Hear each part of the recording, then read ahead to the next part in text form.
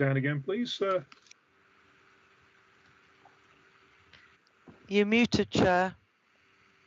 Okay, sorry, that was agreed then. It was unanimous, and if members could take their hands down, which they have done. Deb, do we have any matters arising, please? No, Chair. Okay, thank you very much indeed. That takes us to agenda item number 4, which is the public speaking. Well, it's agenda item 1, sub 4, public speaking. Do we have any public questions or members of the public in attendance, Deb? Chair, I've received no request to submit question. Thank you very much indeed.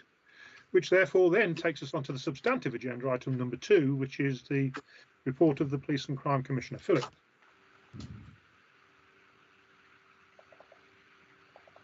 Thank you, Mr. Chairman. And quite a comprehensive report has gone out with the agenda papers. I will just highlight one or two things.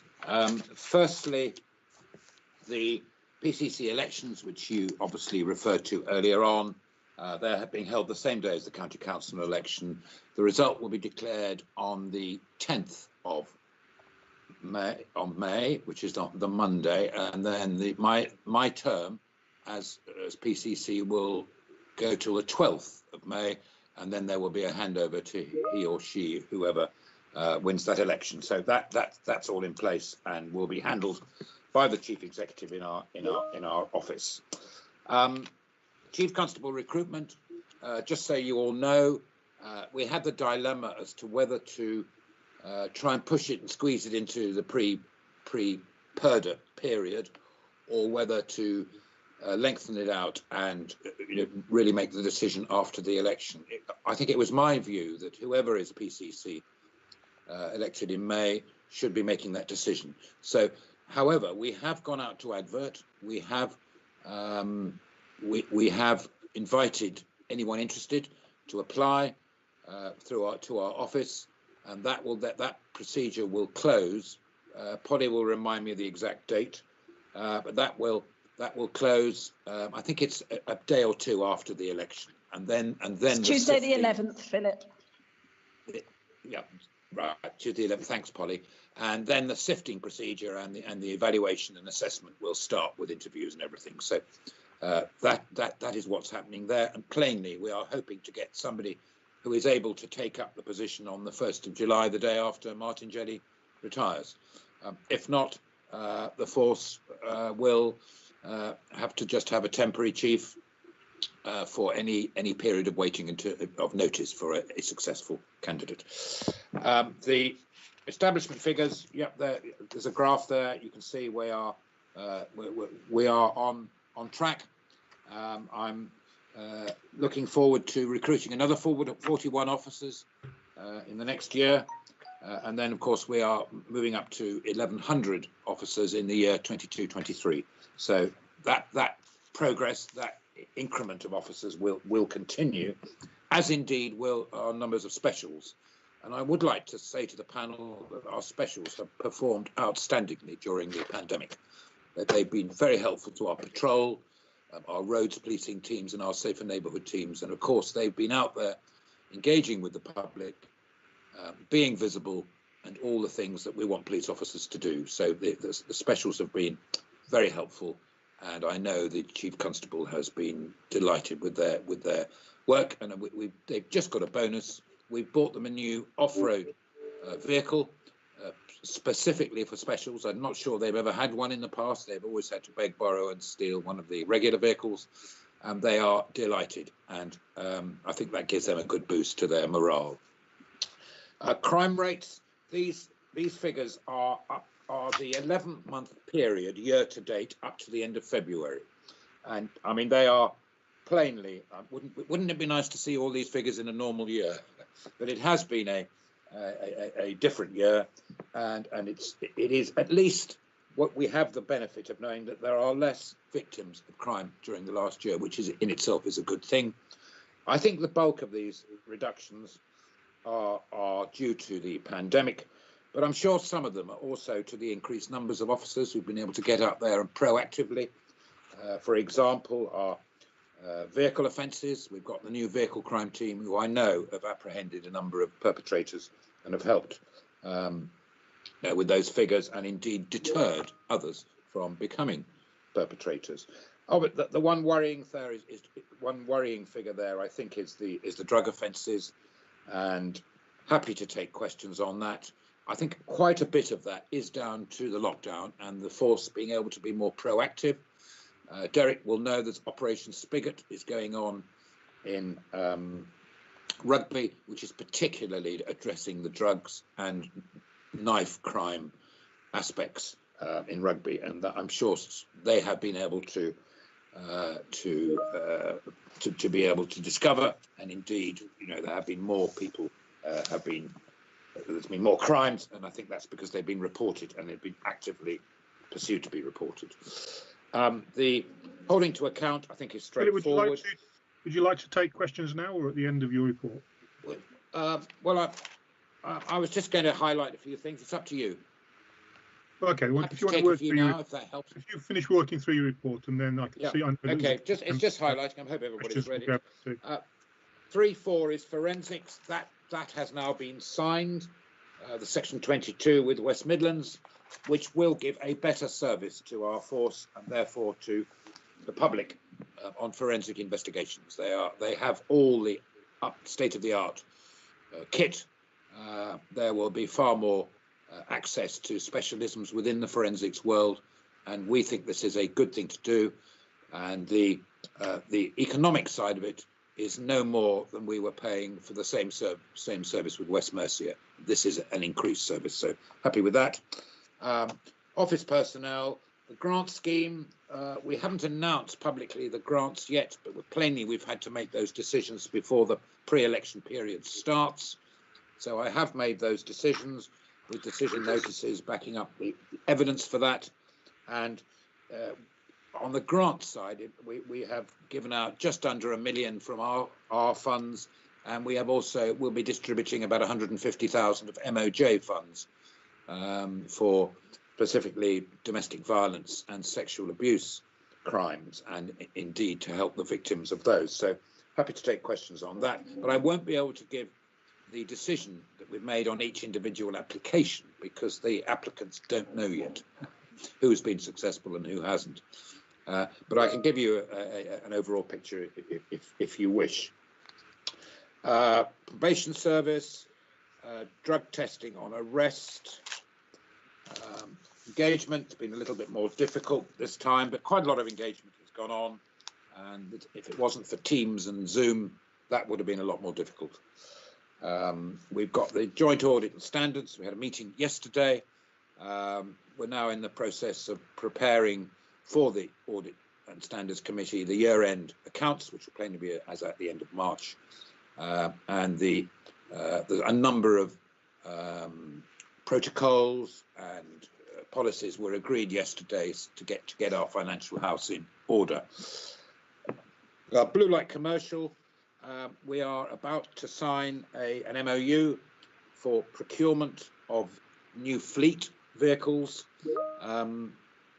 and for Councillor Davison's benefit, I did ask about how we're going to address any problems to do with the environment, and I think there is the ability there for forces to purchase within that envelope hybrid vehicles.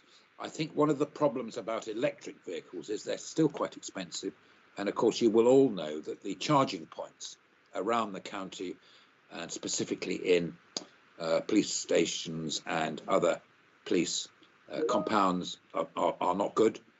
And so I think there needs to be some investment into charging points before we're able to purchase electric vehicles. That is my view. And I think generally it looks as though electric vehicles, when they start to be mass produced locally at home and abroad, I think the cost will begin to decrease. It's like any new technology, always expensive to start with. I went to the Nuneaton Oversight and Scrutiny, along with a number of other things. So the thing, there's one extra which has come out since these papers were prepared, Mr. Chairman, which I'm happy to say a bit about and does affect the panel, is I'm just getting it up on my other machine, is the let me just get it for you, is really about the recent announcement of the part 1 of the PCC review. And this, I don't think it's going to change the price of bread before the election, but it will. I think it will kick in various stages after that, and there will be a part 2, which we're told is going to come out in the summer. So just to give you some of the headlines in the part 1, if I can get those. Hang on, I've got them here somewhere.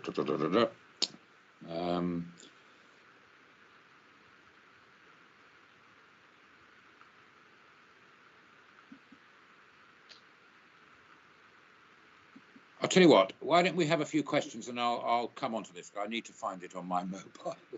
I've got some notes. If you're happy with that, Mr. Chairman. Yes, thank you, Philip. If we could do it that way, that will be great. So we're just going to go back to page 1 of your report, which is page 14 of the document pack, and we've noted the issue around the 20-mile-an-hour zones, and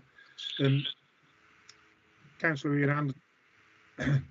Ian Davidson had a question to raise around that and a proposal around our work plan. Ian?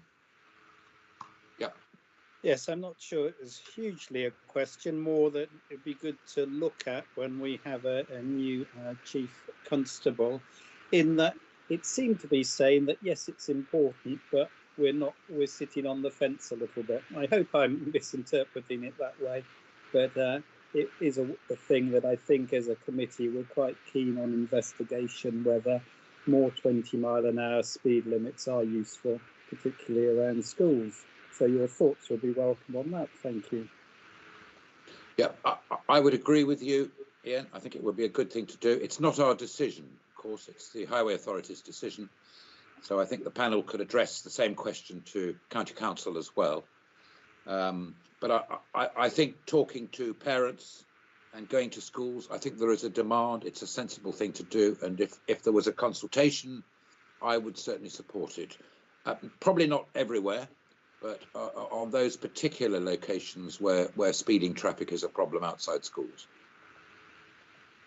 Thank you, Philip. And I think it just fits into the wider agenda, doesn't it, about killed and serious injury accidents, which as PCC, you have supported the work over the last 3 years, both financially and in terms of leadership. And I know that the panel is grateful for that.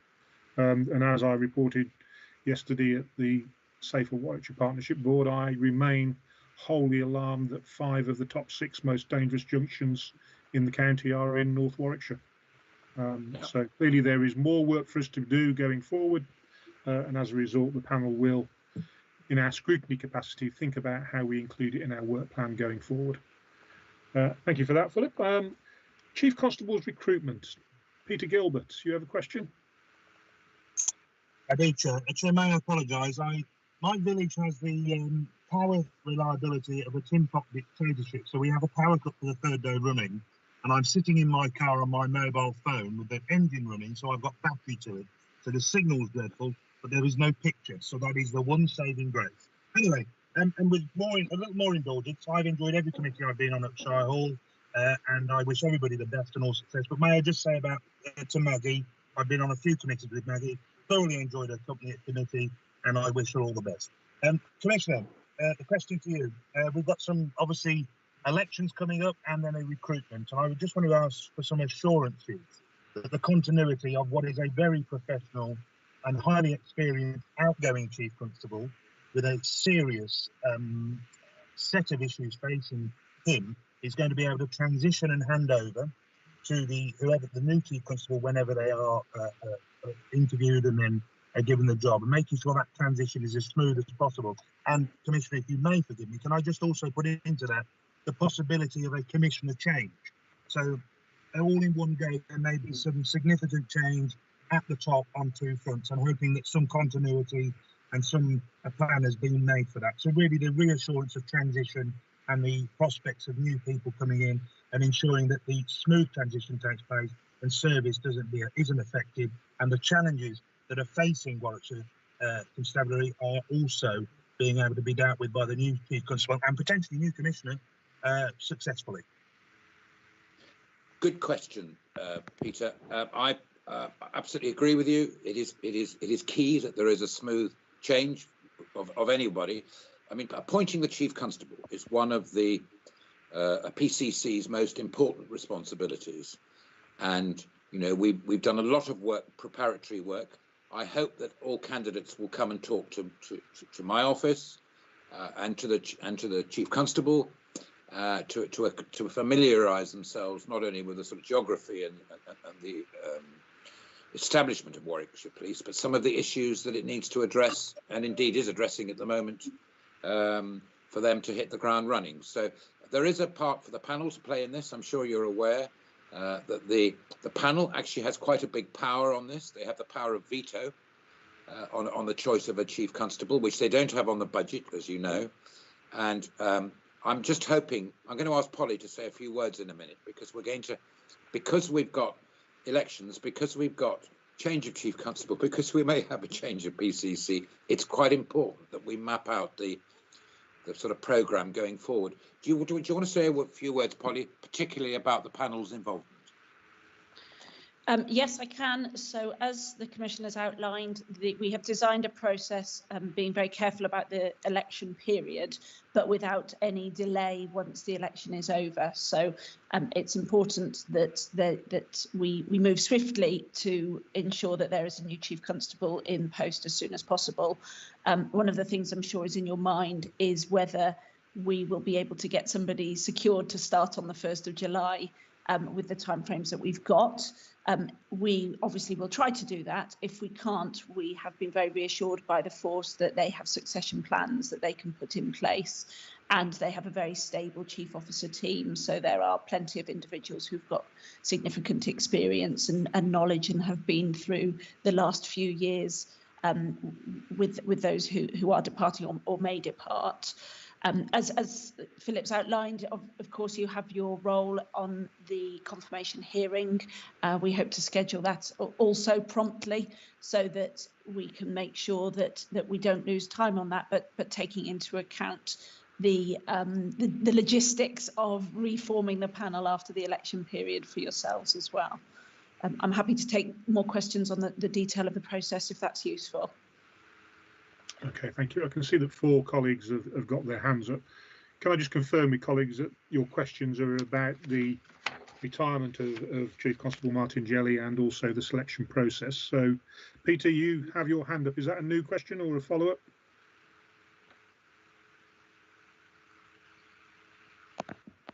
Sorry, I think I put it up again.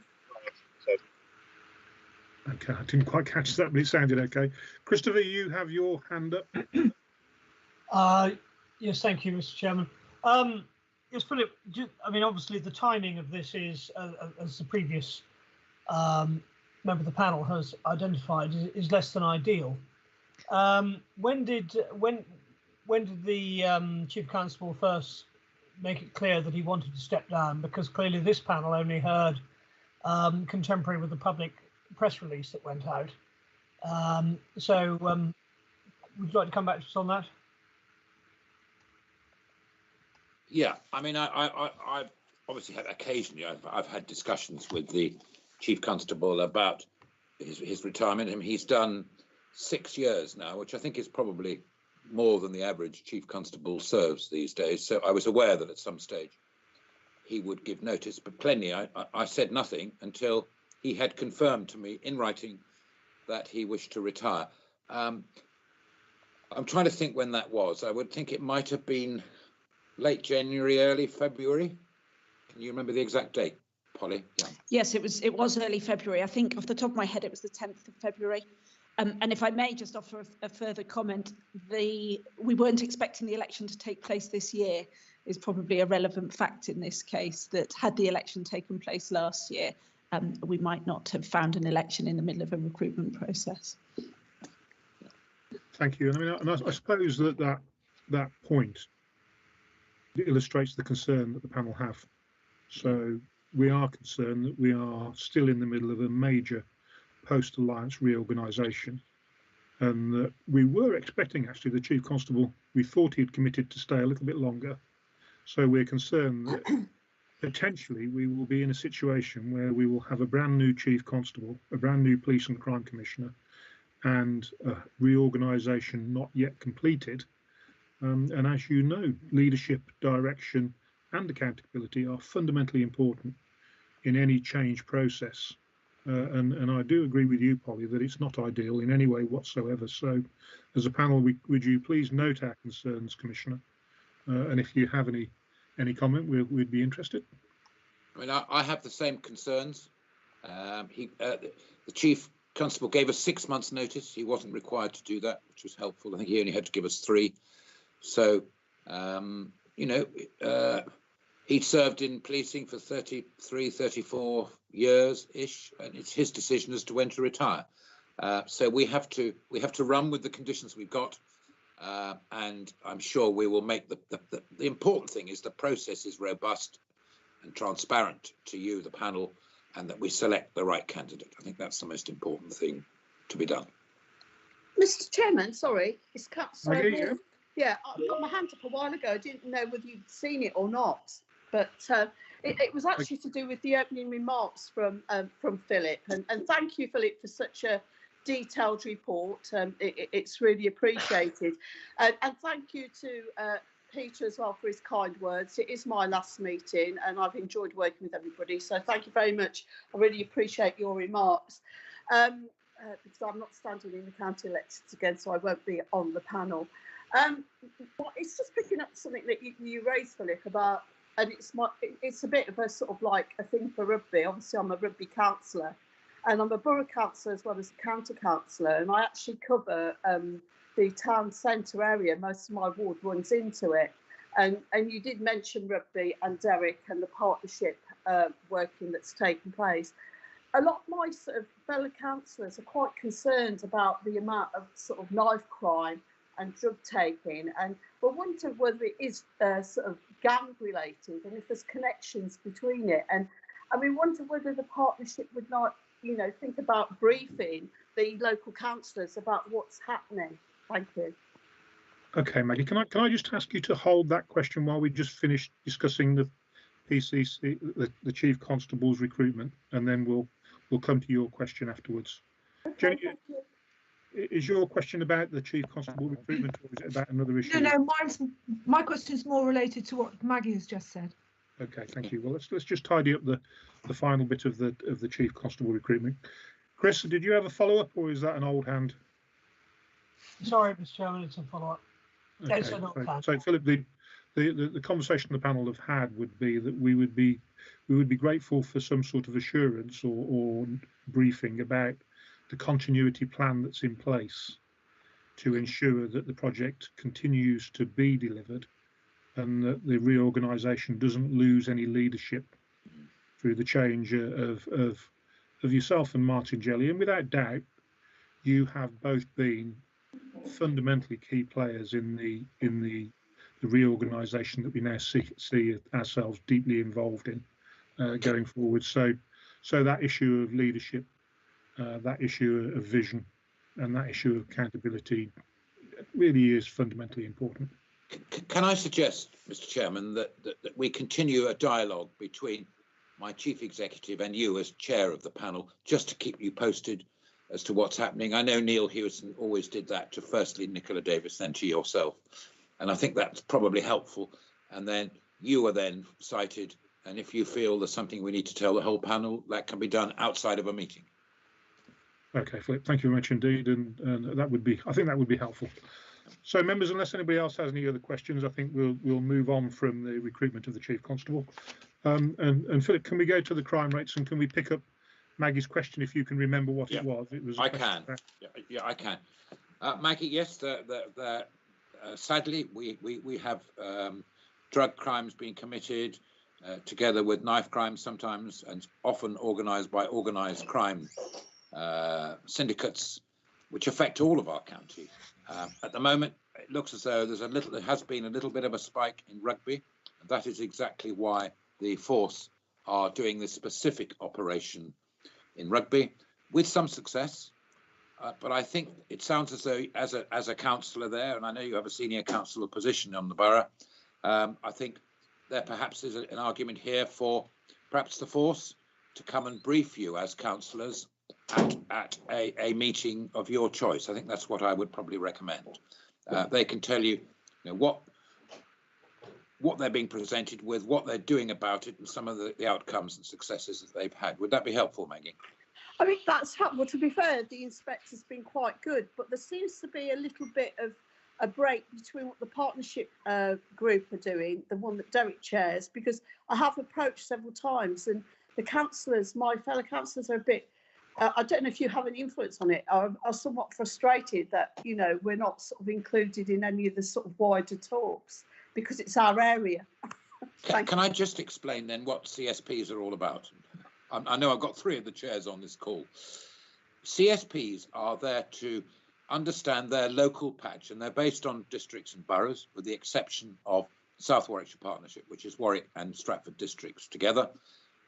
It is delegating the ability to do some research, to have discussions, to bring other partners in, to look at problems that are particularly local to that area. My office, we give them some funding, they get other funding from their own parent bodies, and I think it's a really good thing that someone like me doesn't sit in the middle of Warwickshire dictating what happens all the way around. I think the principle of delegating choice and assessments locally is a good thing. And those community safety partnerships should be absolutely talking to and working with Rugby Borough, for example, or North Warwickshire Borough. That's their job. And there are a number of councillors that are on there. I think they are elected or they are asked to go on by boroughs and districts, and they're a really important part of addressing crime in Warwickshire. Thank you. I'll speak to Derek. Okay, Derek, I can see you've raised your hand. If you don't mind, Jenny, I'll just go to Derek because I am conscious that Derek is the chair of the Rugby Community Safety Partnership. Thank you, Chairman. Philip, yesterday's Safer Warwickshire board and the information given by the Chief Superintendent on Operation Reduce, I was amazed. I didn't know what Operation Reduce is. I had to ask and find out, and it's the previous Operation Spigot. Now, as chair of the CSP, these things we should know. If Maggie had come to me and said, what's Operation Reduce, I couldn't have told her. Yeah. This is the failings we've got at the moment, lack of partnership working and lack of information, Philip. Thank you, Chairman. Yeah, I mean, I think each CSP works in a different way, but you definitely have the power to co-opt partners onto the CSP to make a contribution. Absolutely vital is the local chief inspector or inspector who can tell you what's going on locally and whenever you have a meeting and indeed in between. So I don't think it's up to me to direct how CSPs operate. I'm here to make sure they're efficient and they work well and residents are happy. Yeah, I appreciate your answer. It's difficult for me to put it this way. The chief inspector and the inspector both come to our CSP board meetings virtually, but if there's a change in an operation, surely it's down to the inspector or the chief inspector to drop a courtesy line to my officer, Dan Green, to tell us what's going on. I shouldn't have to find out third hand. I think that's a fair comment, Derek. I mean, sometimes operations are not for the public knowledge, as you're aware. Yes. But I think that's perfectly fair. And I think I would encourage all CSP chairs to have very close relationships with their geographical inspectors on the ground. Okay, thank you very much. Thank you, Chair. Thank you, Derek. Jenny. Thanks, Chair. I just really wanted to say kind of thank you to the police officers operating in the Stratford area, because we've had some concerns over, as you very well know, antisocial behaviour, drug taking and whatever, particularly associated with the government's all-in policy. That has actually caused some issues. I just wondered if those kind of issues about the all-in policy are happening across Warwickshire, or is the kind of general level of drug taking, which you note in your report, is that sort of consistent across the board? because we seem to have these particular spikes associated with this particular cohort. I mean, I have seen the list of priorities from the South Warwickshire Community Safety Partnership, and drugs is very high on there, and county lines, and the police response to it. I'm pleased to hear there's been some success. I think this is a particular war where you win the occasional battle, but you don't necessarily win the war. It goes on, and specifically in Stratford, I'm well aware of some of the incidents. As you know, it's my local town, and I was district councillor, etc. So the CSP is addressing, and I know Councillor Kettle's on the call. The CSP are particularly addressing this problem in Stratford town. Yeah, I would just like particularly to say thank you to the police officers who've been behaving, who've having to operate particularly as social workers as well as police officers recently. Thank you. Yeah, they tend to have to be multitasked these days, but Absolutely. I'll pass that on, Jenny. Thank you. Okay, thank you. Let me just summarise that debate then, and note that obviously, Philip, you're aware that with the changing in commissioning practices that the office is now doing with your considerations about budget allocation because of the funding that's available to you, and also with the funding that is available to the local district councils, it feels like it's time now to, perhaps in the new administration for the new PCC, to consider the future of the community safety partnerships as designated under the Crime and Disorder Act, consider how activity is commissioned through them, and indeed commission what their role is. I know Derek, especially at Rugby, has been frustrated by what he feels is a watering down of the influence of the local partnerships, and that's not necessarily through your office, Commissioner. It's through a number of matters. So I think post-election it will be a good one for us as a panel, both to scrutinise the use of the community safety grants by your office, but also to drive forward the debate that we have tentatively discussed at Safer Warwickshire Partnership Board about the structure of community safety in Warwickshire, lines of authority and lines of accountability. I think that's a good thing to do, and I think that will be something to have a good look at the next panel meeting or the one after. Excellent. Now somebody seems to be sharing their screen. They are. Could we just, whoever's on their screen, could we stop sharing it, please? Jenny, I think it's you. Can you go back to the, can you stop sharing your screen? It's the little arrow at the top of your screen, or on the bar that comes up.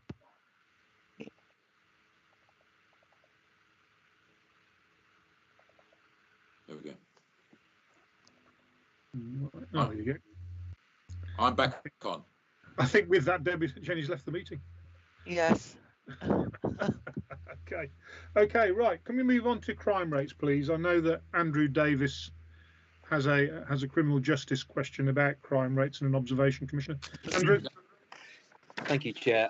Commissioner, so I'd just like to invite you to comment on backlogs in the court system, and specifically how this may be impacting justice for victims. And then I've got just an additional question. I just wanted to invite you to comment on particularly the category of rape.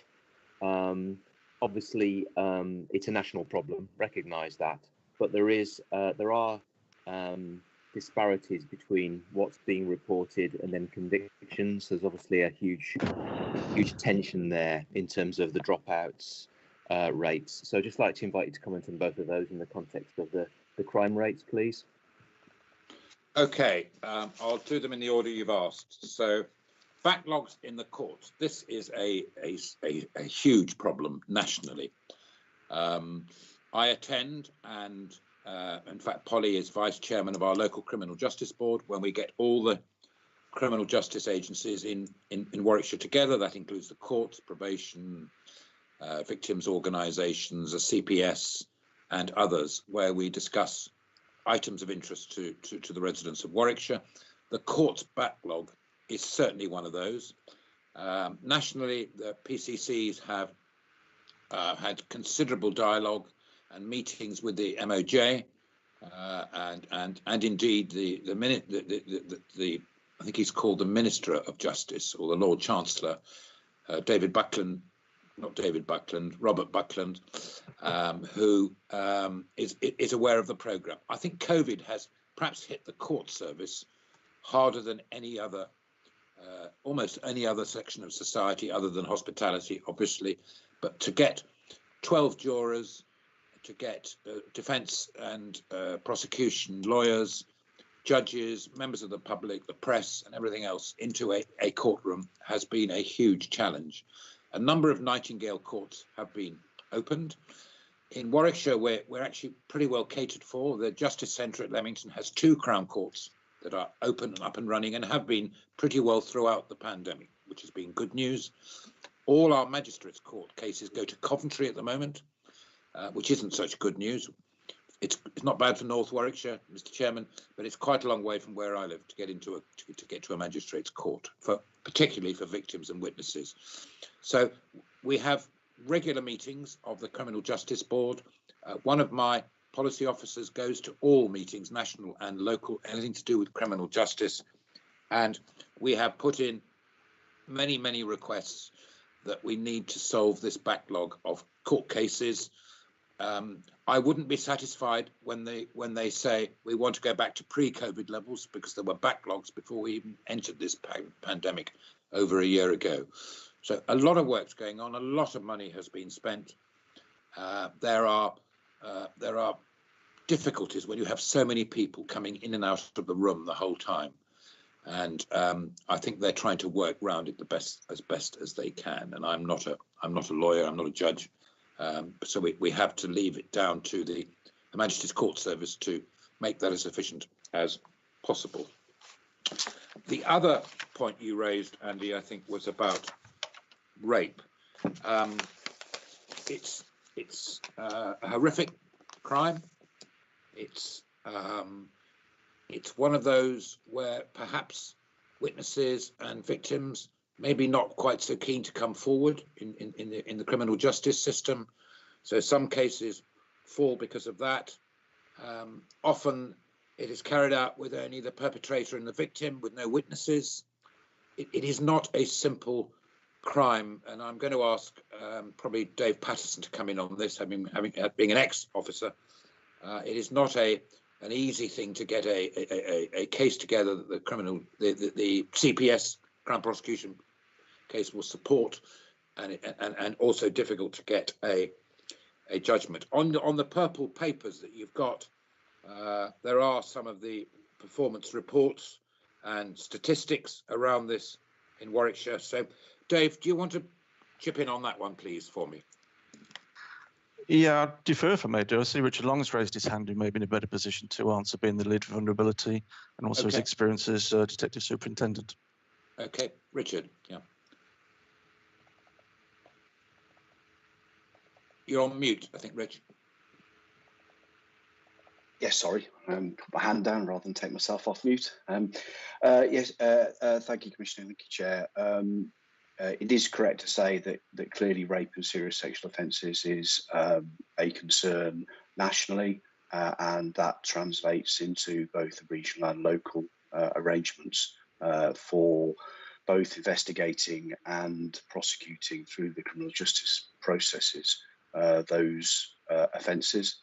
You will be aware through a lot of national scrutiny that there has been concerns on a range of issues, such as the interrogation of telephones and mobile devices of victims, and the interrogation of computers and software that offenders may be using to exploit and coerce victims to commit certain offences or to allow their offending. There's a lot of work being done nationally to resolve that, and there is a recent new delivery plan agreed between the Crown Prosecution Service and the National Police Chief Council, specifically to improve the attrition rates for prosecution of rape and serious sexual offences. And that is being drawn down into local county activity, where we're working collectively together to take that forward. If I may, the one thing I would like to highlight is that one of the things we've done recently as the Commissioner's Office, through our direct involvement in the county's Violence Against Women and Girls Board, is to petition for the creation of a new rape and serious sexual offences steering group as a subgroup to the Violence Against Women and Girls Board, to fill what we perceived as a gap in the current partnership arrangements post-alliance, in the oversight and coordination of partnership work around the prevention, investigation and prosecution of rape and serious sexual offences in the county, and the support provided to victims, witnesses and suspects throughout that process. I'm pleased to say that following some work, that has now been agreed.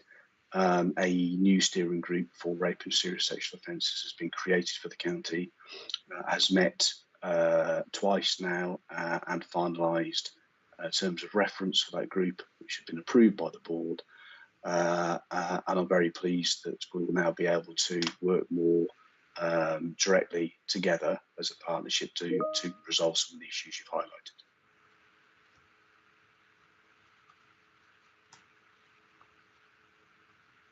Thank you very much indeed, Richard. I think it's just worth noting, isn't it, Commissioner, that throughout the last year and previously, the panel have been concerned about the low positive outcome rates for all crime being delivered by Warwickshire Police. Yes, I can agree. It is a partnership approach, but it's also very much a leadership and performance management approach within the policing organisation, and is fundamental to their efficiency. And I do agree with Andy Davis's statement that the last time that I saw any performance data around rape, it was a 2% positive outcome rate, which is horrendous. So I think without any doubt that will be, positive outcomes will continue to be a serious concern for the performance management group as we move forward into the new year. Right, thank you for that. Thank you for that. Commissioner, the only other... If I could just... Yeah, by all means, Commissioner. Chairman. I mean, on those purple papers, I mean, you know, to be glad for some good news, at least rapes during the pandemic over the last year to date have reduced by just under a quarter. So that is a quarter less victims than there would have been the year before. But there's plenty of work to be done on this, and as Richard says, we're trying to push that and all the partners in the criminal justice system to work together to look at and solve some of these problems. Thank you. And I can understand that, Commissioner. I totally agree with your position and totally understand that you have a scrutiny function in terms of performance as opposed to a direct hand in delivering it, which is one of the issues I'm going to miss Jane Pollard for, because she consistently reminds us of that. So, thank you, so Chair. What we did note, Chair, was that, sorry, Commissioner, was that through the holding to account interviews, the panel perhaps felt that it was time to do introduce violent crime into the holding to account interviews, particularly in view of the fact that during the COVID period, where we've seen just good reductions in crime, as you demonstrate on page 16, we do know that violent crime, particularly domestic violence, has gone up significantly. So we look forward to a report on that, Commissioner. If I could move you forward then, please, to your comments on page 19, which are about drug testing. And specifically, Commissioner, you say that in early summer 2020, the police custody team took a decision to cease testing on arrest, but that it wasn't recommissioned until the 8th of February. Now, clearly that period included a substantial period of commissioning of drug treatment testing services. Can I ask, were you aware of the decision that was made in the summer to stop testing on arrest, and what arrangements were made in terms of amending any of the commissioned services, which I presume had been commissioned on an annual basis? This is to do with COVID and the lockdown. I wouldn't want to see any drug testing, whether it's on arrest or in a vehicle or anywhere else, reduced. But there were specific problems in custody, as you will imagine, during the lockdown. There were potential detainees coming who could have COVID themselves. So it was a big challenge to particularly custody officers, certainly at the beginning of the lockdown, and I think all the way through. I mean, I think now we're beginning to see the light at the end of the tunnel. I think there may be some, some improvements and lessons have been learned, but I wasn't, to be honest, I wasn't aware back in the summer that this had happened, and obviously as soon as we heard, we wanted it to be reinstated. Dave, have you got any more to add on that? Unfortunately not, no, I haven't. No. Okay. Commissioner, can I suggest that if the chair's content, we could bring a bit more information back about this, as a policy officer in our office who's worked very hard on this over the last months, but she's not one of those represented here today, but she would be very happy to give some more information. Okay, thank you, Polly. And obviously our interest is one in terms of the efficiency of the process and the proper use of public funds during that period as best as you could, in light of the COVID impact, which we all appreciate has been significant. Philip, your report contains a number of appendices. Yeah. Do you wish to make any reference to any of the appendices? There's the finance update. There is the protocol, Police and Crime Commissioner. There is the public perception survey results. And he is the Joint Audit and Standards Committee annual report. So I'm happy to take any questions on that. Okay, before we do, could I? We've already welcomed John Anderson. John, we have a copy of your annual report. Would you like to say anything to the panel about the items contained within your annual report? Yes, thank you, Chair. Philip may obviously well comment as well, but the purpose of the Joint Audit and Standards Committee is to provide independent advice and recommendations to both the PCC and Chief Constable on the adequacy of the governance and risk management frameworks, the internal control environment, financial reporting, ethics standards, and thus helping to ensure efficient, effective assurance arrangements are in place. So that's really the purpose. The membership consists of 5 people. During the period of the report, which started with the commencement of the committee back in October 2019 up to the end of the last calendar year, we held effectively, one way or another, 5 meetings. And the report sets out how we, covered the terms of reference and completed our work plan over that period. And it also covers the areas of focus that we're going to concentrate on over the next year as well. So there's certainly been a much improving situation over that period, which clearly has been very difficult because of COVID and very difficult working arrangements, everybody with a huge workload. But outside the normal meetings, we also have briefings now regularly. So for example, yesterday, we had a briefing on the update on COVID, the ICT transition arrangements, and the budgets and monitoring going forward. So it's a pretty comprehensive task we have in hand. But after that, I think, subject to that, happy to take any questions. Thank you very much indeed. And just to note in the panel, John, that we are grateful for the offer of joint working that you have shown, and we are impressed by the degree of scrutiny that your panel, your Audit and Standards panel, brings to the table. So, members, does anybody have any questions for John Anderson as chair of the Joint Audit and Standards panel? Councillor Kettle's got his hand up. Yes, I believe Chris might want to come back about the finance paper. Chris? Yes, thank you, Mr. Chairman. It was just really a question for John, and I will come back to the other issue later on. as part of your audit and standards review, I mean, how much will you go into performance, financial performance of the PCC and behind that the force itself?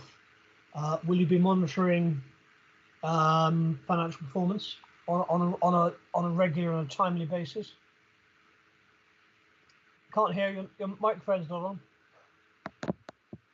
Yes, we do that at every meeting. We get regular reports on each of the kind of main agenda items. So yeah, we most certainly do that, and we receive regular reports from the external and internal auditors as well. So there's pretty rigorous monitoring of the financial control and financial systems arrangements in place. Yeah, if I can come out, I mean, there's a difference between controls and systems and actual performance, and it's more the performance issue, because however good the controls will be, it's the numbers that count at the end of the day in terms of whether the force is working within its budget or without its budget. Yeah.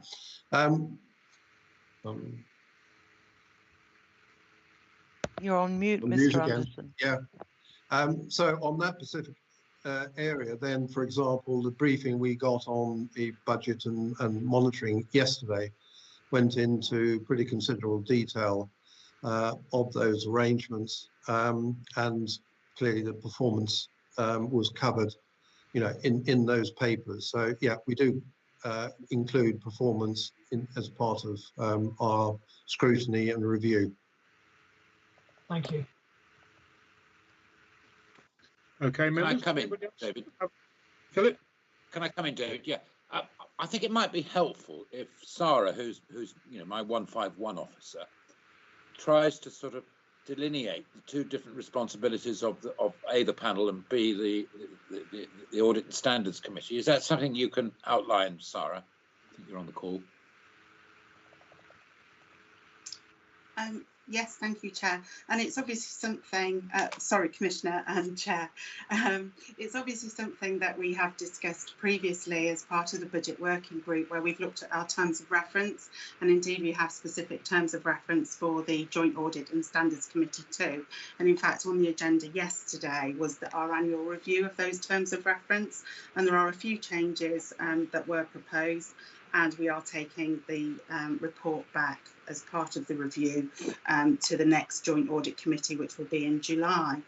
I've obviously shared the Joint Audit Committee's terms of reference with the chair of this panel, and I think you've had a little bit of an own internal review within the County Council in terms of your terms of reference and whether you want to do any changes to those. And I believe the outcome is that you're satisfied that there are no duplications as such, and that you're content with what you're sort of there to look at. So I think we have sort of discussed that at both sections and both groups, but clearly, in terms of budget monitoring information and budgets, they are clearly key to both elements, and I'm happy to discuss those as you wish. We've shared financial information requirements with both of you, and that will continue. Thank you, Sarah. And I think it's worth mentioning that the makeup of the two organisations are different. This panel is there to challenge me and has 10 obviously elected members and 2 independent members. The Audit Committee has 5. The whole committee are completely independent, and they bring to that committee various expertise. We have a lawyer, we have the ex-chief executive of the County Council, we have accountants, and of course John Anderson is well experienced in public service audit work. So it kind of brings a different expertise to it. But what would concern me a bit if the two sort of were doing exactly the same job, and I think we just need to really iron out who's responsible for what. Of course, one of the big differences is that you're here to scrutinise me. The Audit Committee is here to scrutinise me and the Chief Constable. So they're slightly different, coming from slightly different directions. I hope that answers Councillor Kettle's question. Yes, thank you. I mean, we are aware of the remits, and as you know, John and I have had conversations previously about where we can benefit each other's consideration and understanding. And as you can appreciate, our responsibility around efficiency, to hold you to account for efficiency, is somewhat amorphous.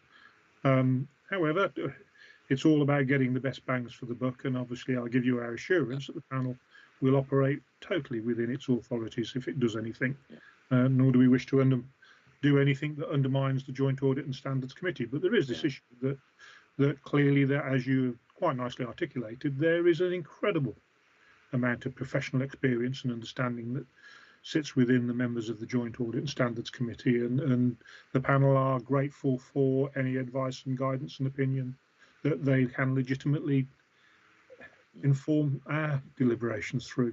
So, Christopher, would you like to raise your statement about the budget? Yeah, thank you, Mr. Chairman. Yeah, it was just noting the performance of this year has had to rely incredibly heavily, well, nearly 10% in terms of funding out of the reserves, and that this year we 50% of the available reserves have been used to underpin the budget for 2021, and that is clearly an unsustainable position. And that is something we've addressed at I think, the previous meeting. But it is something which I think we do need to just note going forward, that this, you can, as I think the report says, you can only use reserves once, and therefore that 20 million going down to 10 million in round terms, is that 10 million has gone. So it's just really raising that issue for note.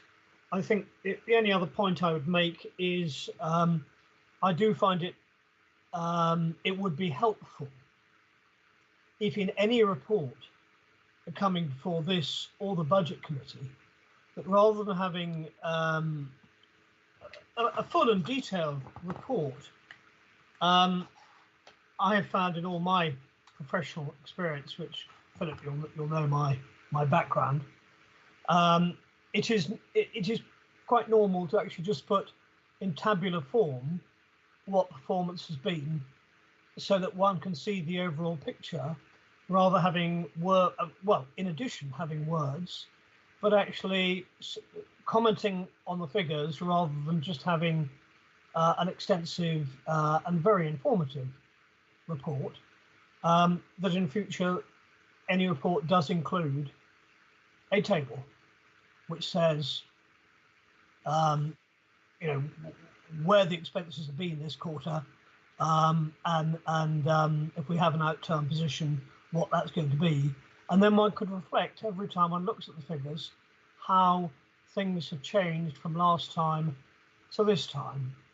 And I think that would make our understanding much easier and much more comprehensive. Can I? Yes, Sarah, I'll come in after you, via the chairman, of course. By all means. Chair, are you happy for me to come in? Yeah. Yeah, please, Sarah. Okay, thank you.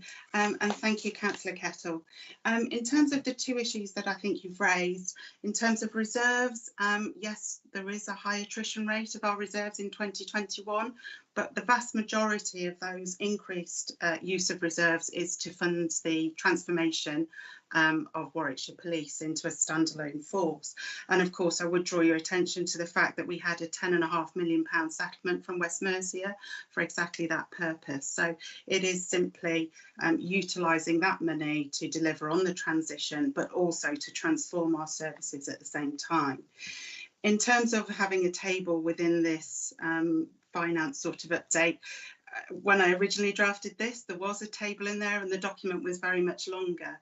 But then when we arranged to have the budget working group meeting, which I think is next week, I felt it more appropriate that we discuss some of the detail, and that report contained more of the tabular detail that I think you're probably after.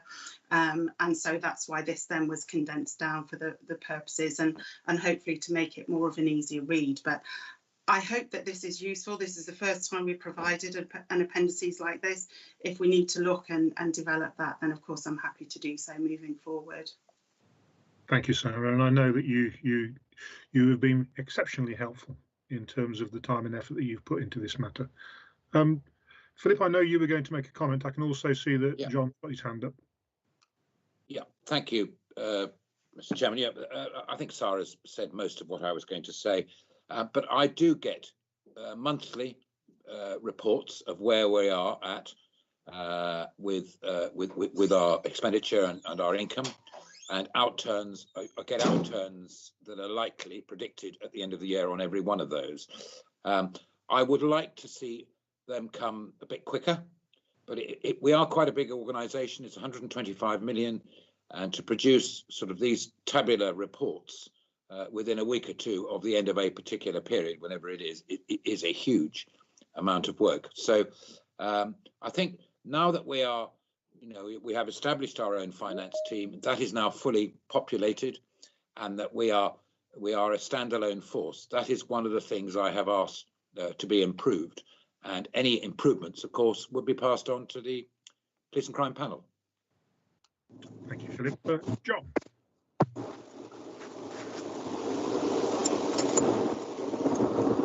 Can you hear me? Yeah.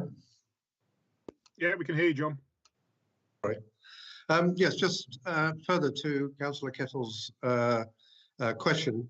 At yesterday's meeting as well, we reviewed the reserves strategy and paper going forward for the next 6 months, as well as capital and treasury, and those do tabulate. Well, the reserves paper tabulated the projected reserves position going forward over the next, I think, 4 or 5 years up to 25-26. So those, there was a lengthy paper running to about nearly 30 pages, but there were a number of tables in that, and they set out that the reserves position going forward, which does demonstrate a balanced budget going forward, and that is now the aim, and not to use reserves any further. Okay. Thank you, John. Sarah, I can see you've got your hand up, and then I'll go back to Chris just to allow him the closing comment. And thank you, Chair, and thank you, John, for that endorsement. Absolutely correct. We produce and review our reserve strategy annually. Obviously, it covers the whole medium-term financial plan period that we've extended out this time as per the budget report to 25-26. And that reserve strategy is also produced in line with the latest SIPFA guidance, so which applies to local authorities, but also to PCCs as well. So that is one of the functions of the Joint Audit Committee, to review and scrutinise that reserve strategy before it's approved by the PCC, and that builds on the information that's within the budget report as well. So I think it sets that out, in some detail across that reserve strategy. It's published on our website, and it's available, sort of to consider.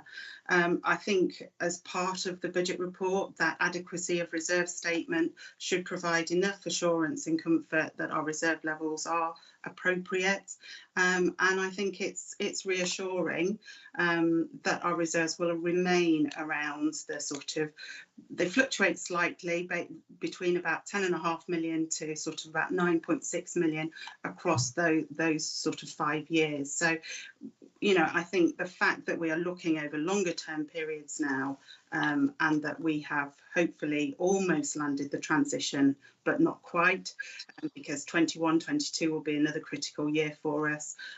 But certainly it's something that I will keep the budget working group and of course Joint Audit Committee updated on.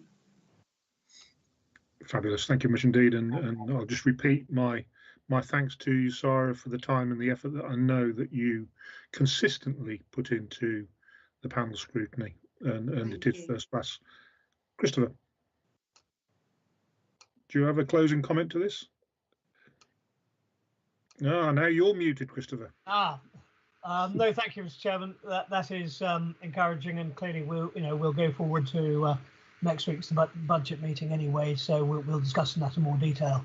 But thank you for the liaison as well, John, as to what you are doing, and clearly there is a there is a crossover in what we're looking at, but I'm sure we'll be able to minimise that moving forward. Okay, everybody, thank you very much indeed. Right, I bring to a close agenda item number 2. John, you've got your hand up. Did you want to have the last word on the matter? No. Okay. No, I'll leave that to you. I just wanted to say, though, I think it would be timely, Dave, for you and I, or Mr. Chair, sorry, to have a meeting just to, it's been over a year, I think, virtually since we've met, just to catch up and see how, both sides are working and what perhaps we can do further to develop the arrangement. Yeah, well, brilliant. I think, John, that a coffee on a park bench as opposed to on the screen sounds like a plan. Yeah, in the sunshine. Oh, without doubt. It doesn't always rain in North Warwickshire, No. Okay, all right. Thank you. Philip, I can see you've got your hand up. Yes, I have. You'll remember that I'd say a few words about the PCC review, which I have now managed to acquaint myself with on my other machine. Okay, thank you. So this was laid in Parliament on the 16th of March by the Home Secretary, and this is about part 1 of the government review into PCCs. So it was launched back last July, and the idea behind it is, as was in the government's manifesto, was to strengthen PCC's accountability and to expand the role. The quote from the police Minister Kit Malthouse was, "After 8 years, it is right to step back and consider how we can evolve the PCC model. It's important that PCCs are strong, visible leaders in the fight against crime and have the legitimacy and tools to hold their police forces to account effectively." So 2 parts of the review. Part 1 is completed, and I'll give you a little bit of detail on that. Part 2 will begin after May elections, and we'll consider further ways to strengthen and expand efforts to help cut crime, and with a view to implementing ahead of the 2024 Police and Crime Commissioner elections. The review, part 1, the Home Office will bring forward a range of measures which will strengthen PCC accountability, improve transparency to the public, clarify the relationships between PCCs and chief constables, bring more consistency to the PCC role, raise professional standards, and improve the checks and balances currently in place. Now, that last one, I think, is where the roles of panels will come into play. The key messages that we have got from it are that the voting system will be changed from the proportional representation to first past the post. That will require new legislation and will be introduced to the 2024 elections. The Home Office are going to work with the Local Government Association to develop a good governance training package for police and crime panels.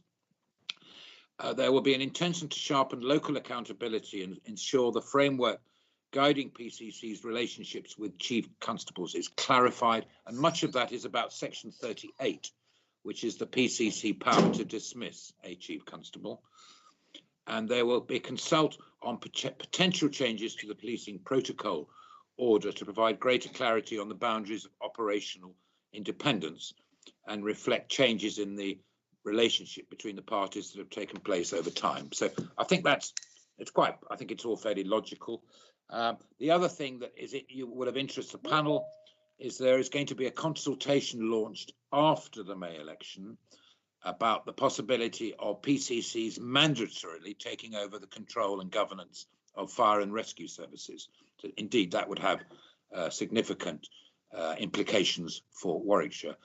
So it'll be a consultation, and I assume that everybody on this call would wish to take part in that consultation. So that's down the road a bit. So I don't think too much is going to change before the election, but I think more detail will come forward after the election.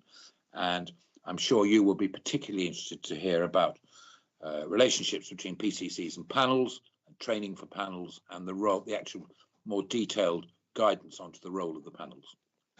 So I think that's really what the only information we've got at the moment. But if I can, I'll answer any questions. Yes, thank you, Philip. Thank you for that useful update. We have received a briefing note internally, which we are digesting. And yes, I share your agreement that the model, it's time for the model to be refreshed and some clarity to be brought to a number of areas. And it will be interesting going forward to see if it becomes mandatory that we include the fire service into the PCC's fold, which happens elsewhere, obviously, in a number of other authorities. Okay. There are four PFCCs at the moment. Oh, there you go. So, members, does anybody have any questions for Philip before we move on to agenda item number 3? I am conscious that we've been going for an hour and a quarter, so we've got 45 minutes left. No, thank you. Okay, Deb, are you going to introduce and talk us through agenda item number 3? Yes, Chair, I can do that for you. So agenda item number 3 is the reappointment of the independent member to the Police and Crime Panel. So legislation requires the panel to appoint 2 independent members, and they have a term of office of 4 years. One of the panel's current members, Mr. Andy Davis, is approaching the end of his current 4-year term and has expressed a wish to be reappointed. So the panel has a choice to make. You can either choose to reappoint Mr. Davis for a further 4-year term, or you can choose to enter into a recruitment process to select a new independent member. And the criteria for selection of an independent member is set out in paragraph 2.2 of the report. Just for clarity, the other independent member is also Mr. Andy Davis, but he was only recently appointed, so his tenure is not due for review until 2024. Just to conclude, the report recommends the reappointment of Mr. Andy Davis. Thank you, Deb. So, members, unfortunately, Andy Davis has given his apologies, as you know, to today's meeting, so we can't put him on the spot. However, you will be aware that Andy has been a consistent contributor to our deliberations. I know, actually, he's also offered advice to the PCC's office as well, which they have gratefully received. The recommendation on the papers is that we agree to reappoint Mr. Andy Davis as co-opted independent member for the Warwickshire Police and Crime Panel. I'll very briefly move into debate before we move to a vote. Would anybody like to say anything in the debate? Derek, I can see you've got your hand up. Thank you, Chairman. I wholeheartedly support the reinstatement of Andy Davis. Found him to be a very, very attentive speaker, knows what he's on about. He has helped the Police and Crime Commissioner, and I would second any motion to reinstate Andy. Thank you, Chairman. Okay, thank you, Derek. Members, anybody else got any views before we move to a vote? No, thank you. So I'll propose the recommendation and Derek seconds it. Could we then please move to a vote, members? All those in favour?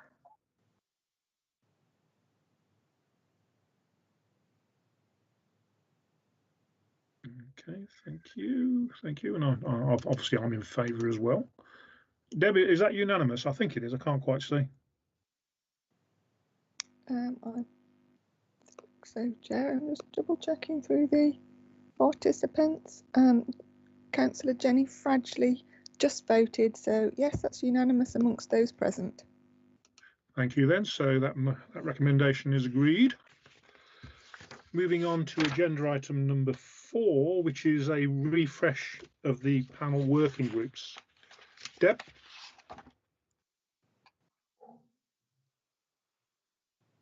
Thank you, Chair. So you can see from your agenda front sheet there that there are a couple of recommendations to refresh the working groups. Just to add Councillor Kettle to the budget working group and to add the new Mr. Andrew Davis to the planning and performance working group. Obviously, that will just be till the end of this municipal year, and post-election, when the panel meets for its annual general meeting, you'll be able to refresh the working groups again, depending on whether there's been any change to the makeup of the panel. Okay, thanks, Deb. question about process. Do we need to take a vote on that, or can we just nod it through? If everybody's agreed, you can just nod it through, Chair. Thank you very much indeed. Members, does anybody have a, just raise your hands then and just show me your agreement.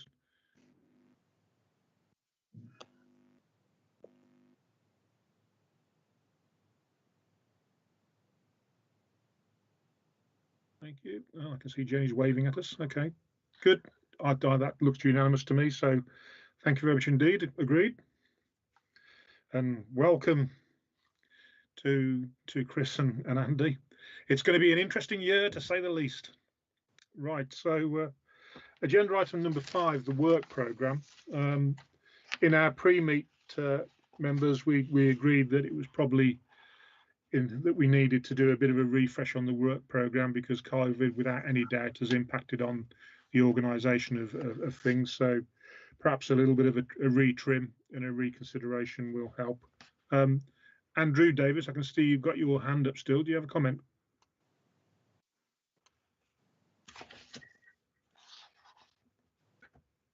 No, sorry, Chair, my mistake. Okay, thank you. So, Deb, I propose we just note the working panel as the work programme as it is, and as I say, we'll refresh and review in the new administration.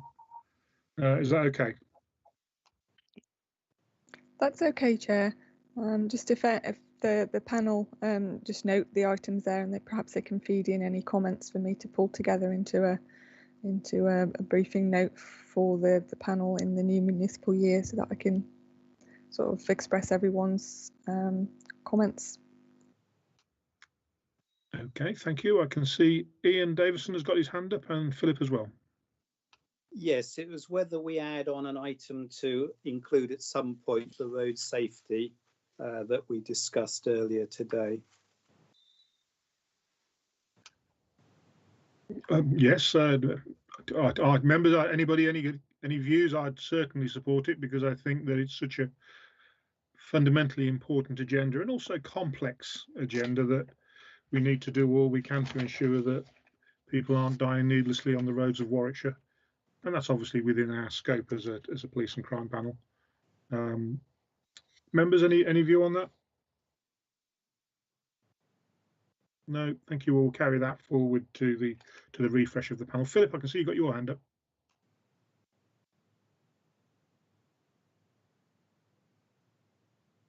You're muted, Philip. I know. I think it's worth discussing. Apologies. It's worth discussing before we all break up about how we're going to have the confirmation of the panel, bearing in mind we might be in between annual general meetings of local authorities and all the rest of it. And I wonder whether Jane and Dave, whether you've discussed this and whether Polly could sort of say when we might roughly be wanting that panel to be sitting.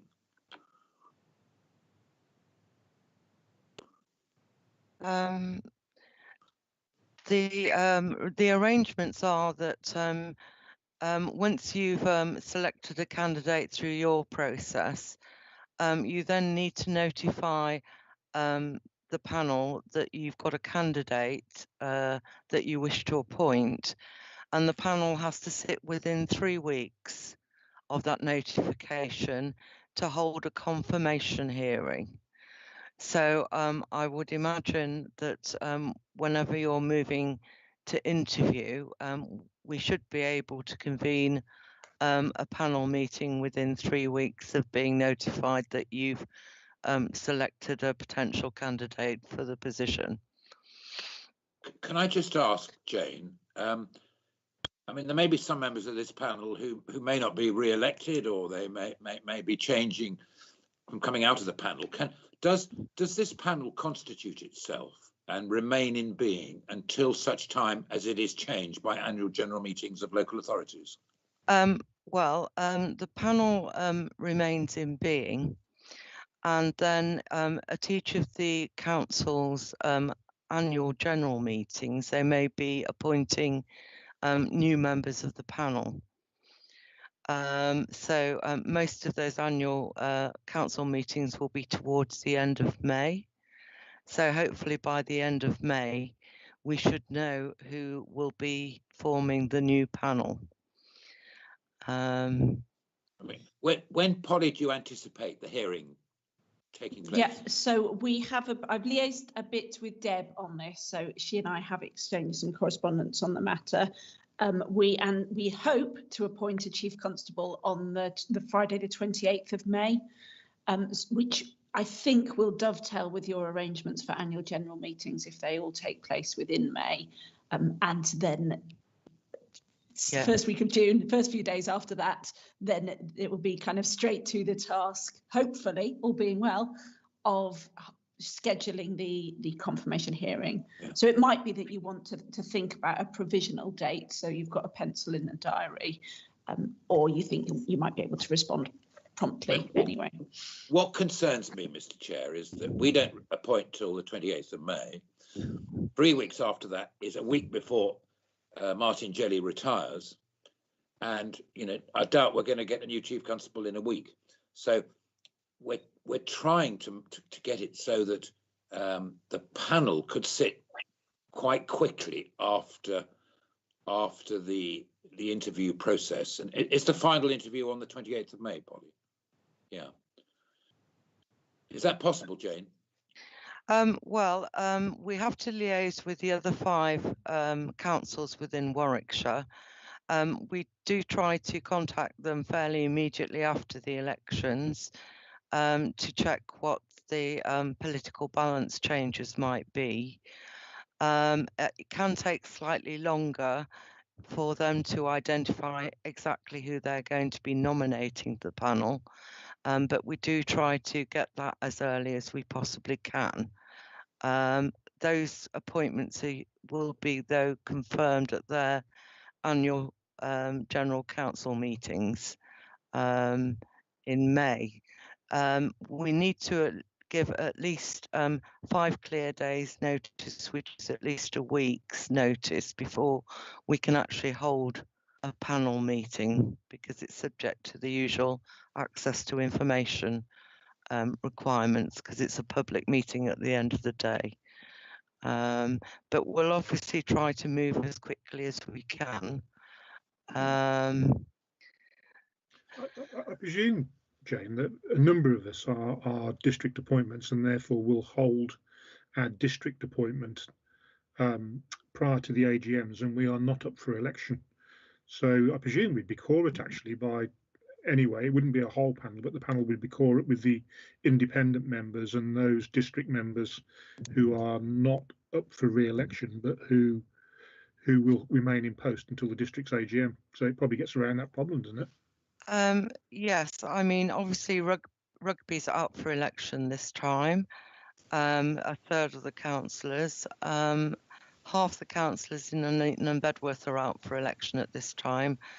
Unless there's by-elections, there aren't any other district borough council elections taking place, so there should be a level of stability. Obviously, all the county council is out for election at this time, so we won't quite know what the position is. But I mean, obviously, what is core for the police and crime panel? Is 3. 3. Well, I am not up for re-election. Nor me, Chairman. Yeah, I'm appointed as a district councillor. So nor me, Chairman. I'm appointed as a district councillor, and I'm not up for election. So there's 3 members and the 2 independents. The panel could be quorate if needed. Yes. Yeah. Can I interject, Mr. Chairman? Have you spoken by hand? Sorry, Peter, you're saying Can you hear me or not? Very briefly, you're in and out of phase. Go on. The meeting should be held in physical as well. It should be in a room, if possible.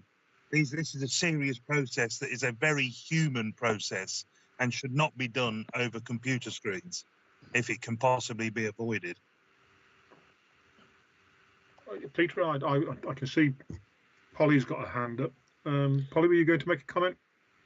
Yeah, only to contribute that we have that view as well, and we are hoping to run the panels face to face if the regulations allow. Yeah, totally. Yeah, okay, thanks, Polly. And just to come back in on that, I'd be very, even if I mean, I won't commit to a date because, as I've said before, I'm not having any hubris. I might not be returned, but I'd be very confident in the expertise of the panel who haven't got elections or are there as independent members to go through this process. If the process needs speed and we don't know who's going to be returned, if you're quorate with those people that are still going to be there after the elections, then I would be very comfortable with that because I know there's a lot more knowledge than some of the ones that are going to be ousted like me. Well, maybe ousted. Peter, stop wishing, my boy. No, I listen, conservatives from my neck of the woods are never complacent. Christopher? Yes, thank you, Mr. Chairman. I mean, I think that goes back to somebody's earlier question as to what is the basis of this committee. Does it continue until new appointments? You know, does it come to an end on the 7th of May, or does it flow through continually, with possibly the replacement of certain members under, you know, a post-election date review, whether it be an annual meeting or whether it be an election issue? If it rolls forward, Mr. Chairman, then you, I, and any other member who is still in office is, until we are replaced, we are still members of this committee, and therefore it seems to me, given the time constraints of Mr. Jelly's or Chief Constable Jelly's retirement, it really is incumbent on us, if we're going to have a proper review, to sit as soon as the PCC's office, or the OPCC, is in a position to inform us whether they have or have not an appropriate candidate. And if the election results are announced, well, Philip, you stepped down on the 12th of May. There are two options. One, you are still incumbent, in which case you will have a head start on somebody who is not. Alternatively, it might not be you, and a new incumbent will be there, you know, in place. And I think in that position, our role is slightly more important, because that new incumbent will have less experience of the role and may need our help more. Okay, well, listen, let me draw this debate to a close. I'm going to give the honour of the last statement to Jane, but before I do, I will say I have every confidence that officer support and the OPC's office can ensure we meet lawfully whenever we need it to do. Jane? We will obviously move as quickly as we can, but to say again, this is a public meeting of which we have statutory notice requirements, which includes the papers for the meeting. Until the candidate has been selected, we can't publish the details about the candidate. So there will be at least a week following the selected candidate before the meeting can be held. Okay, I don't see that it's going to be a particular problem, because I suspect most members will have been selected by their councils in any event by then. Okay, Jane. Well, if the panel could leave it in your capable management, and we'll work something out that suits everybody's needs. Right, members, I intend to move on through the agenda. Time is flashing by, and obviously a number of you now need to get on the streets and start campaigning, not sitting in offices. So, right, the item number 6 is the date of the next meeting. So, members, Deb has proposed the dates that are listed: the 24th of June, the 23rd of September, the 18th of November, the 31st of January, and the 7th of April, after consultation and liaison. I take it everybody is happy with those. Now I'm going to make a request and I'd appreciate your view on this. First of all, I totally agree with Peter's proposal that we return to meeting in person at the earliest opportunity when safe to do so. But secondly, it strikes me that as a panel, we need to think about how we hold meetings across the whole of the county, as opposed to consistently holding our meetings in Shire Hall. We are a public body. We do have a public engagement section in the meeting, and I think it feels to me as though if we want to look at an agenda which moves the panel meetings around the 5 districts in a circular fashion, then it's something we should be looking at doing in the hope that we make ourselves publicly accessible, because without any doubt, you can't get a train from North Warwickshire to Warwick or Stratford, and you certainly can't get a bus. So we are actually excluding ourselves from public engagement by consistently sitting at Warwick. Peter, you've got your hand up. I totally agree, Mr. Chairman. That's probably certain now that I'm going to lose if you're going to bring the meeting nearer to me. But I certainly think we should be spreading ourselves out across the county. It is a public meeting. We need to access the public, and we should make all attempts to do that. So yes, I totally agree with you. Okay, thank you. I've got Derek and I've got Ian. Thank you, Chairman. We're not going backwards. We used to do it a couple of years ago, go from district to district to hold the meeting where public had access, and it was stopped in favour of everybody going to Warwick. So I agree with Peter. It should be around the county so people have access to us. Okay, thank you. Ian? I've no problem with it being in different places, even though I won't be able to cycle to the other locations. But I would say that I'm pretty in favour of online stuff, and in the Warwick district, we've actually had more public engagement online. People find it easier to come on. Now, we haven't had many here, but it may be that looking at for public engagement, we think again how we might improve that. And maybe online works as well as face-to-face in different places. Yeah, well, definitely. I mean, we've always broadcast our meetings since I've been a member. So I think it's a question, isn't it, about what we can do to generate interest when the police and crime panel circus arrives at a district, and see if we can't get some of the, at least if nothing else, some of the local members and maybe chairs of the parishes involved in the discussions. It'd be interesting. Christopher? Yes, I was going to support Ian on that one. I think we are a very north-south, particularly, Dave, from or Mr. Chairman, to me, is geographically quite a long way, and I'm very proud to welcome you all to Stratford to come down. But it's a long way for people to go, and I think the marvellous thing about being online, whilst we don't have the opportunity to meet face to face, it is hugely saving in terms of time and resource of not having to travel from me to Nuneaton or for you down to Stratford in particular cases. Obviously, we are at the extreme end of the county. So I think every member of the public has the ability to join this meeting online without having to catch a bus or go on the train or even drive.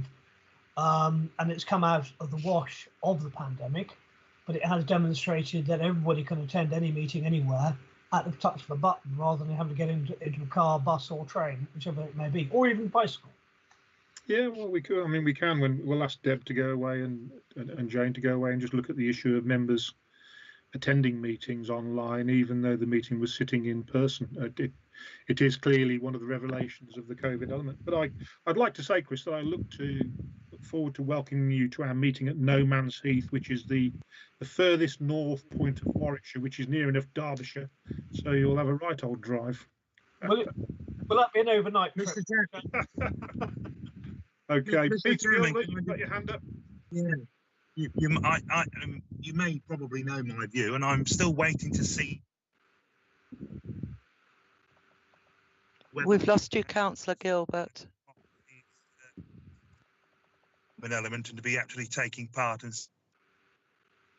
seeing each other and being in rooms and raising the so I'd be interested to see whether or not that can actually work. But the other point that I was going to say was that we could use it as a mixed package. We could use the internet for those that want to, but also use the practical physical meetings also. But I would suggest this as somebody who might not be affected. Maybe the powers that be, whether they be national, local, maybe they don't want us in buildings. Ask the question. You know, maybe it's very easy for us all to stop at home. So, you know, let's not let democracy down by staying at home, please. Okay, thank you, Councillor Gilbert. An excellent conspiracy, however. let's see where we go. So we'll be grateful to Deb and Jane for giving us advice about the nature of panel meetings going forward, and also to accommodate us in our desire to explore meeting at each of the 5 districts on a rolling basis. I'm not too worried about it being clockwise or anti-clockwise, but if we could get a set of meetings in, that would be great. Members, that takes us on to agenda item number 7, which is any urgent items that we haven't raised already. None received, so I move on to agenda item 8. But before I read the public notice to exclude members of the public, can I just first of all thank John Anderson for his time and effort, and look forward to having that coffee with you, John, and working out where we go next year. Yeah. Can I also formally note Jane Pollard's last meeting?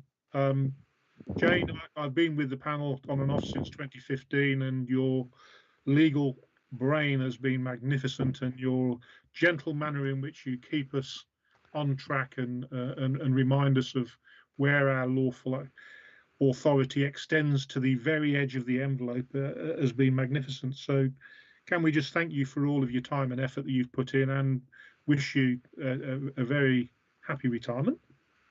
Would you Thank like you to say very anything? much. Thank you very much, Chair. I've had a wonderful time with the panel, and I wish you all well in the future.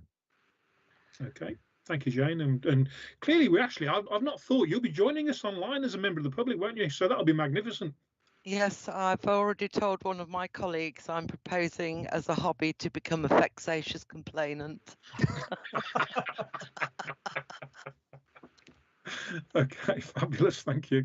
And then obviously let's just note that that our county colleagues, and I'm writing on a piece of paper here, so I'm thinking it's Maggie, Andy Wright, Peter Gilbert, our county council, and Nicola Davis, our county council nominated. So therefore, like Philip, they are up for election. Have I missed anybody out there? No, Chair.